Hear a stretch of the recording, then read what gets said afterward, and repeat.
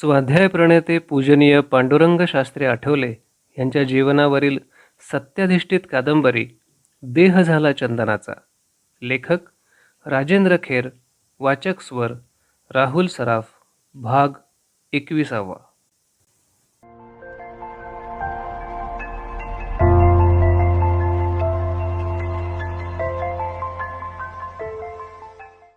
या जगात माणूस एकटा येतो आणि या जगातून एकटा निघून जातो हे त्याला आता समजून चुकलं होतं. तात्या स्वयंपाकघरात आले आणि पार्वतीबाईंना हलक्या आवाजात म्हणाले, काही आणायचं असेल तर सांगा. तांदूळ विकण्याची मी व्यवस्था केली आहे. सध्याची चणचण त्यामुळे दूर होईल. पाहुणे मंडळी बरीच आहेत घरात, म्हणून म्हटलं आता काही लागलं तर सांगा. उन्हाळ्याच्या सुट्टीत आठवल्यांचं घर हमखास पाहुणे मंडळींनी भरून गेलेलं असायचं. ओढग्रस्त परिस्थितीतही तात्या आणि आई पाहुण्यांचं चांगलं आगत स्वागत करायचे. प्रसंगी आपल्या रोह्याच्या शेतातलं धान्यधन्य विकून पैसे उभे करायचे. आत्ताही तात्यांनी तेच केलं होतं. त्यांच्या बोलण्यावर पार्वतीबाई म्हणाल्या, वाण्याकडून सामान आणायला हवं. डबे तळाला गेलेत. मी यादी देण्याची व्यवस्था करतो. पांडुरंगाला धाडा की. नको, बाहेर खेळात रमलाय. खेळू दे बाई, कुठेतरी गुंतलेला बरा, नाहीतर घुम्यासारखा बसतो. मनात काय विचार चालतात कुणास ठाऊक. आजी गेल्यानंतर पांडुरंगामध्ये एकदम बदल घडून आला होता. तो काहीसा अबोल बनला होता. तेव्हापासून तो एकूण जीवनाचाच विचार करायला लागला होता. पार्वतीबाईंना आणि तात्यांना पांडुरंगाच्या मनाचा थांगपत्ता कधीच लागत नसे. त्या बाबतीत ते दोघेही साशंक असत. लहान वयातच तो अतिशय विचारी बनला होता, एवढीच गोष्ट त्यांना समजत असे. तात्या म्हणाले, तो अतिशय विचारी आहे, म्हणूनच काळजी वाटते. मोठेपणी व्हरांड्यातून मुलांचा जोरदार खिदळण्याचा आवाज आल्यामुळे तात्यांचं बोलणं अर्धवटच राहिलं. काय झालं म्हणून बघायला तात्या पुढच्या व्हरांड्यात आले. मुलं खिदळतच होती. काय झालं रे बाबूराव? तात्यांच्या प्रश्नावर पांडुरंगाचा मामेभाऊ बाबूराव हातातले पत्ते सावरून म्हणाला, मोठेपणी कोण होणार असं आम्ही एकमेकांना विचारत होतो. या पांडुरंगाला तसं विचारल्यावर तो म्हणला, मी मोठेपणी राजा होणार. राजा होणार? काय रे पांडुरंग? हो, मी राजा होणार. कुठला राजा होणार तू? हे आपलं काम नाही बाळा. आपण आपलं शिकून सवरून आणि सुसंस्कृत बनून संस्कृती प्रसाराचं काम मी करणारच आहे. एवढे बोलून पांडुरंगानं पत्ते खाली ठेवले आणि तात्यांसह तो आतल्या खोलीत गेला. गंभीरपणानं तो तात्यांना म्हणाला, तात्या, मला तुम्ही याच शाळेत ठेवणार? हो, म्हणजे? मग त्या शाळेत शिकून मी संस्कृती प्रसाराचं कार्य कसं काय करणार? त्याचा तो अनपेक्षित प्रश्न ऐकून तात्या लगेच काही बोलले नाहीत, पण अंतर्मुख मात्र बनले. पांडुरंगाच्या मनस्थितीची त्यांना कल्पना येऊन चुकली. वयाच्या 11व्या वर्षी पांडुरंग आपल्या भावी काळातल्या कार्याविषयी विचार करत होता. खरं तर वयाच्या 9व्या वर्षापासून त्याच्या अंगी निर्णयक्षमता आली होती. विचारपूर्वक तो स्वतःचा निर्णय स्वतः करत असे. जीवननिष्ठेचे धडे त्याला लहानपणापासूनच मिळाले होते. त्यामुळे मोठेपणी संस्कृती प्रसाराच्या कार्यात स्वतःला झोकून द्यायचं हे लहानपणीच ठरवून गेलं होतं. परंतु आता तो जे शिक्षण घेत होता त्यामुळे कदाचित त्याच्या भावी आयुष्याची दिशाच पार बदलून गेली असती. शैक्षणिक क्षेत्रात त्यानं नावलौकिक मिळवला असता, पण त्यामुळे त्याची जीवननिष्ठाच मातीमूल होऊन गेली असती. पांडुरंगाची प्रखर बुद्धिमत्ता आणि विलक्षण आकलनशक्ती पाहून त्याला ICS करावं असं गुरुजनांना आणि घरच्या काही मंडळींना वाटत होतं. परंतु पांडुरंगाला त्या क्षेत्रात विशेष रस वाटत नव्हता. शाळेतलं ते शिक्षणही त्याला नकोसं झालं होतं. आजी गेल्यामुळे पांडुरंगाला रोह्याचं घर सोडावं लागलं. तात्यांबरोबर तो मुंबईला आला. रोह्याहून मुंबईला आल्यानंतर तात्यांनी लगेचच त्याचं नाव पाठीमागच्या धरमसी गोविंदसी ठाकरसी माध्यमिक शाळेत घातलं होतं.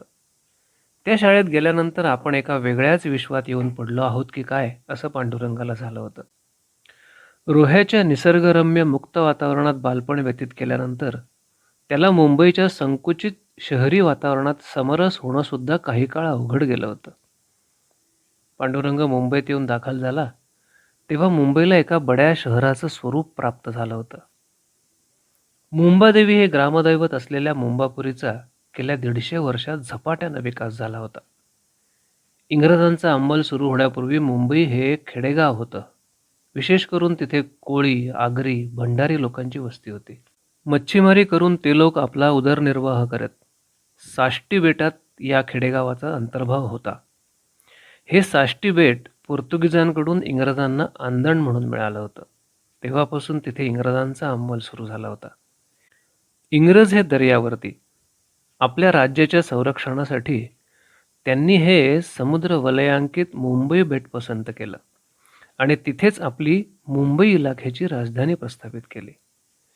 मुंबई हे महाराष्ट्रातील इंग्रजी राजसत्तेचं केंद्रस्थान बनल्यावर अर्थातच व्यापारी, नोकरदार, कारागीर अशा लोकांचा तिकडे ओघ वाढला. लोकवस्ती झपाट्यानं वाढू लागली. नव्या नव्या इमारती उठू लागल्या. मोठमोठ्या शाळा कॉलेजांची स्थापना झाली.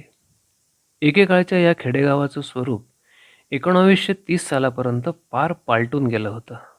मुंबादेवी ही ग्रामदेवता मूळच्या कोळी रहिवाशांप्रमाणेच कुठेतरी कोपऱ्यात दडून बसली होती. शहरातून आता GIP आणि BBCI या रेल्वे कंपन्यांच्या आगगाड्यांची ये-जा चालू झाली होती. रस्त्यांवरून ट्राम गाड्या आणि व्हिक्टोरिया फिरत होत्या. शहराचा विकास झपाट्यानं होत होता.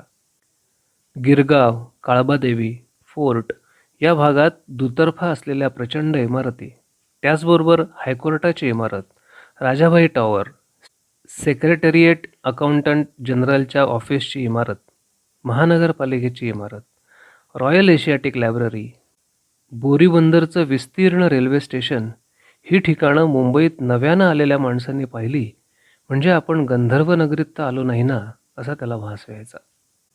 प्राथमिक शाळांमधून मराठी आणि गुजराती या भाषांमधून शिक्षण दिलं जाई. मुंबईत स्थायिक झालेले पारशी, भाटिये, बोहरी, कच्छी, मेमन हे लोक गुजराती भाषा बोलत. अन्य महाराष्ट्रीय मंडळी मराठी भाषेमध्ये बोलत. त्यामुळे दोन्ही भाषात शिक्षण देणाऱ्या शाळा निर्माण झाल्या होत्या. मात्र इंग्रजीचं जनरल शिक्षण सर्वांना सारखंच असायचं.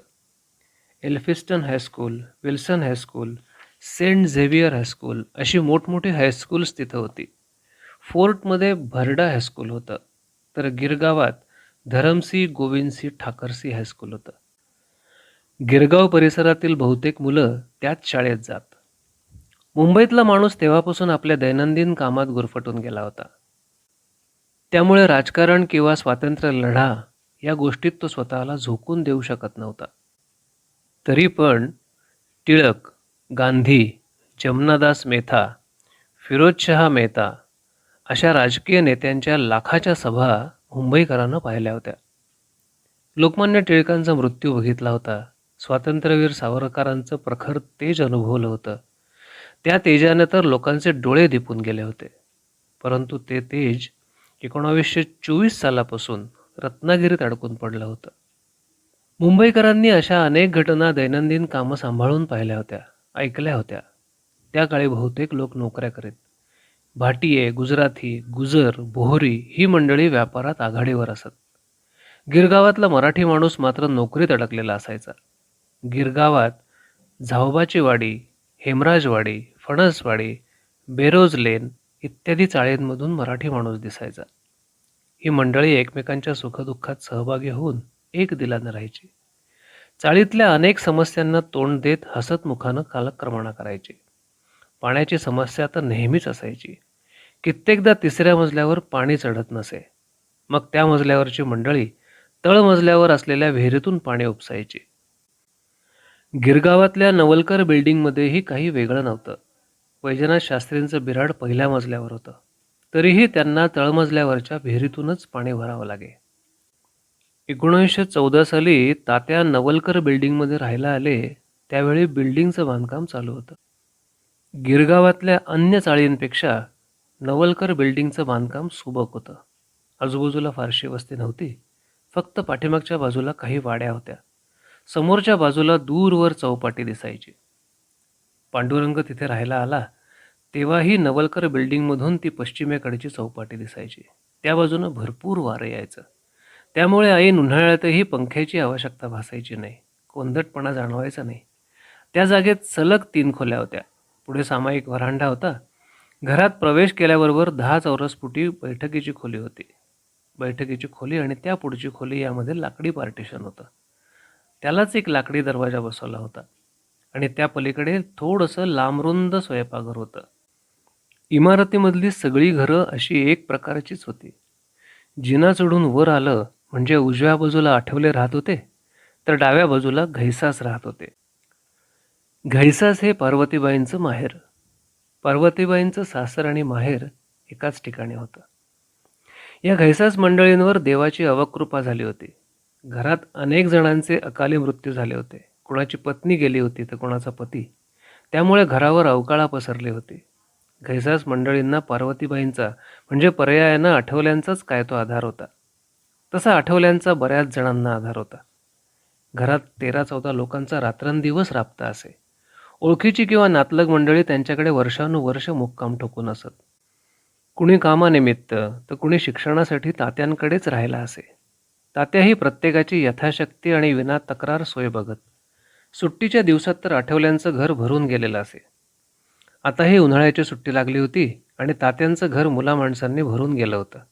बाहेरच्या व्हरांड्यात मुलांचा बैठा खेळ रंगत आला होता, पण अचानक रंग पालटला. मी राजा होणार असं पांडुरंगानं आपल्या भावंडांना ठणकावून सांगितलं. कोणतं राजेपद मिळवायचं हे त्याला तेव्हा सांगता आलं नसतं. भावी काळात संस्कृती प्रसाराच्या कार्यातूनच तो अनभिषिक्त सम्राट बनणार होता. त्यावेळी मात्र त्याला संस्कृती प्रसार कार्याची जाणीव झाली होती. पण शाळेतील साचेबंद शिक्षण घेऊन ते कार्य कसं काय साध्य होणार असा त्याला प्रश्न पडला होता. काही क्षण विचार करून तात्या म्हणाले, पांडुरंगा, तुझी शंका रास्त आहे. तुझ्यासाठी उत्तम संस्कृत पाठशाळेचा मी शोध घेतो. तोपर्यंत तू या DGT हायस्कूलमधलं शिक्षण चालू ठेव. भगवंत कृपेनं निश्चितच काहीतरी मार्ग निघेल. त्यांचं बोलणं ऐकून पांडुरंगाला हायसं वाटलं. मोठ्या समाधानानं तो पुन्हा बाहेरच्या व्हरांड्यात गेला आणि पत्त्याच्या डावात सामील झाला. त्याच्या वाट्याला आलेले पत्तेच त्याला काही काळ खेळावे लागणार होते.